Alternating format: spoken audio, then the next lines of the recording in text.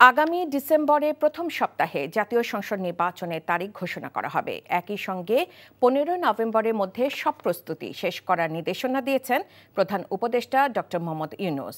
সরকারের উচ্চ পর্যায়ে এক বৈঠক শেষে বিকেলে ফরেন সার্ভিস একাডেমিতে আয়োজিত সংবাদ সম্মেলনে এসব তথ্য জানান প্রেস সচিব শফিকুল আলম। তিনি বলেন, গত 3টি নির্বাচনে দায়িত্বে ছিলেন এমন কর্মকর্তাদের বাদ দিয়ে 1 নভেম্বর থেকে নির্বাচনকালীন পদায়ন শুরু হবে।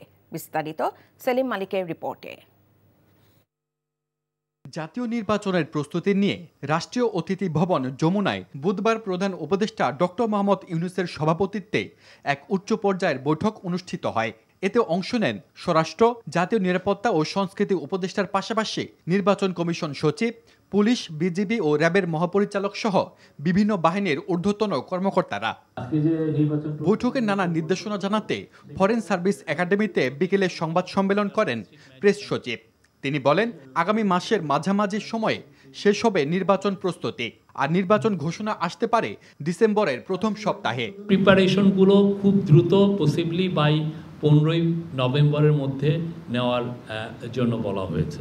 এদিকে আগামী 1 নভেম্বর থেকে শুরু হচ্ছে সরকারি কর্মকর্তাদের নির্বাচনকালীন পদায়ন। তবে গত 3 মেয়াদে শেখ হাসিনার নির্বাচনে যারা দায়িত্ব পালন করেছেন এমন কাউকে নিয়োগ দেওয়া হবে না বলেও জানান তিনি।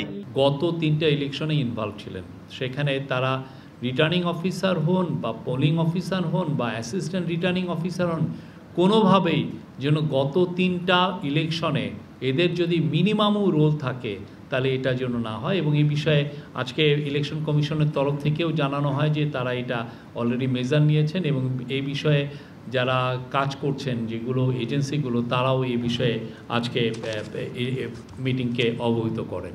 প্রেস সচিব বলেন, নির্বাচন বানচালে অনলাইন অফলাইনে তৎপরতা চালাতে পারে স্বৈরাচারের দোসরেরা, তবে তাদের প্রতিহত করতে সচেষ্ট সরকার।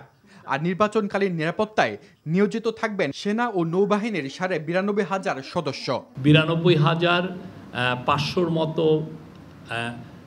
ডিপ্লয় আর্মি এবং নেভি ট্রুপস ডিপ্লয় থাকবে। তার মধ্যে 90,000 হচ্ছে আর্মি, বাকিটা হচ্ছে নেভি।